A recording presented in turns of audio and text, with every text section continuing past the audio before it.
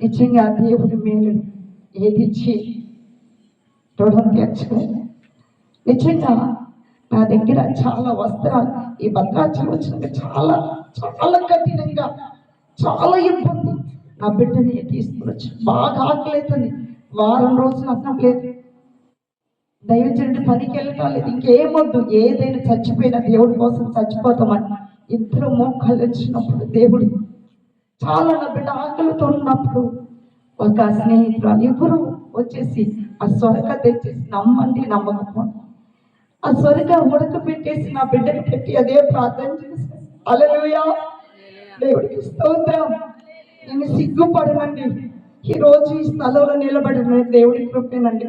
ఈరోజు అనేక స్థలాల్లో ఒక తండ్రిగా ఇది మా గొప్పతనం అయితే కాదు, కానీ యేసయ్య కృపేనండి. హల్లెలూయా.